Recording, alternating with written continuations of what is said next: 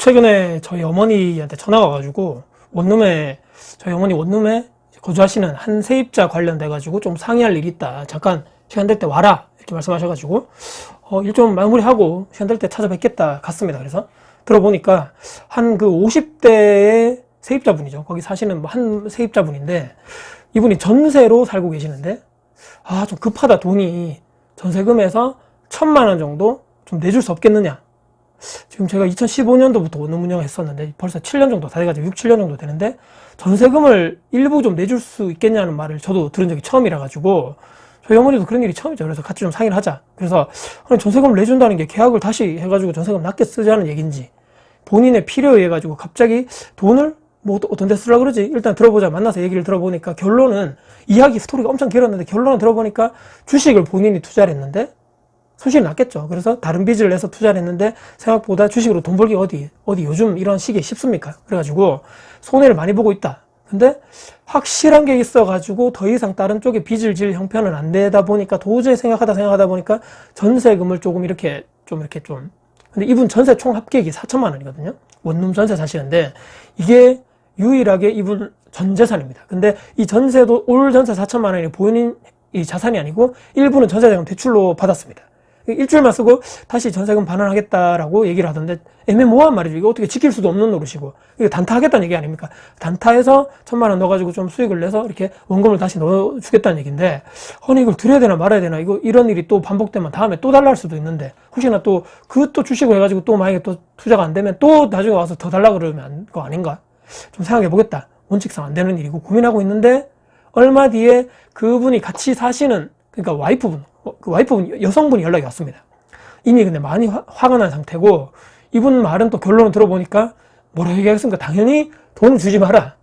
이 내 남편이 집안 말아먹으려 한다. 주식으로 그만큼 말아먹었으면 되는데 전세금까지 지금 이 남았는 거 탈탈 털어가지고 지금 1,000만 원, 2천만 원이 되고 이거 다 갖다 쓰게 되는 거지. 이것마저 다 날리면 뭐 우리는 전세 살다가 월세로 뭐 이거 살아야 되는 거 아니냐. 절대로 그것만 안 된다. 절대 내주지 마세요. 아니 그러면 저희 입장에서는 중간에서 이렇게 저희도 애매하니까 남편분한테 얘기를 잘해가지고 두 분이 이렇게 협의해라. 저희도 중간에서 막 내주는 거 좀 애매모호하고 좀 그렇다. 근데 이분이 실제 호적상 부부인지 동거인인지는 정확치 않더라고요. 지금까지 이 처음에 왔던 이 50대 아저씨가 말이 없길래 아직까지는 뭐 이렇게 없긴 한데 누구를 또 비난하거나 욕을 하거나 또 제가 하고 싶진 않지만 50대 인생이 참 어렵구나. 이 아저씨도 저런 인생을 살면 당연히 누구나 다 사정은 있겠죠. 근데 세상에 사연 없는 사람이 뭐 누가 있겠습니까? 1,000만 원이 당장 없어가지고 그것도 전세금을 빼가지고 그것도 본인이 딱 손해보고 말아먹은 그 주식에 또 투자해가지고 본전을 찾을 수 있다. 지금 뭐 본인이 좋은 아주 뭐 좋은 투자처가 있어 이걸 하면 된다라고 했는데 그 사람 눈빛을 제가 직접 만나서 봤거든요. 도박에 그냥 중독된 눈빛 있죠. 그 눈빛과 말투 아직도 기억이 있더라고요. 자녀가 있는지 없는지 모르겠지만 이 두 분이 그냥 사신 것 같아요. 자녀가 만약 있다면 이 아빠에게 도대체 뭘 보고 배우겠는가. 적어도 자녀들한테 피해는 주지 말아야 될 것 같은데 두 다리 두 팔 멀쩡하고 사지 멀쩡하고 나가서 취업 일자리 알아보든지 50대면 아직 뭐 퇴직해가지고 편안한 그냥 뭐 50대 되면 편안한 노후생활하고 은퇴생활을 해야 되는 게 당연한 나이라는 것도 저도 좀 의문이고 상황이 안 되면 일용직이 됐든 건설직이 됐든 해야 되는 거죠. 누구는 하고 싶어가지고 뭐 저기 땡볕에 가서 무더운 여름날에 피땀 흘려가면서 막 건설일을 하고 노동일을 하고 누가 좋아서 하는 일이 누가 있겠냐 말입니다. 누구든지 그냥 시원한 데서 편안하게 그냥 앉아서 그냥 가만히 있고 싶지. 누가 그냥 햇빛 봐가지고 얼굴 탔다면서 누가 일을 하고 싶겠냐 말입니다. 하루에 24시간이 얼마나 소중한지 과연 저 아저씨는 알까? 저 아저씨는 그냥 주식 모니터 이렇게 핸드폰에 이렇게 보면서 일확천금을 노리면서 인생 역전을 꿈꾸는 게 얼마나 허황되고 얼마나 현실 불가능한 일인지 진짜 모르는가 저 사람이? 근데 놀라지 마십시오 여러분들. 이분 차가 외제차입니다. 중고차겠죠. 근데 깜짝 놀랐습니다 저도. 자, 이런 분들 보면서 저는 이런 생각이 갑자기 들더라고요. 나는 아직 저는 이제 42살이니까 8년 남았죠. 50대 가지고 절대로 저런 인생 살지 말아야 되겠다. 저렇게까지 열심히 내 근로소득 그 50대까지 저도 아직 시간 많이 남았기 때문에 열심히 근로소득해서 내 열심히 노동을 해가지고 돈을 벌어가지고 그 근로로 일한 그 벌어돈 그 돈을 차곡차곡 열심히 돈을 모아서 그 시드를 바탕으로 해서 열심히 투자 재테크해가지고 그때까지 난 내 자산을 열심히 키워야 되겠다. 비참하지 이렇게 남에게 피해를 주면서 비참하게 살고 하면 안 되기 때문에 또 나와 내 가족 그 인생을 살면서 팍팍하고 막 이렇게 살고 싶지가 않기 때문입니다.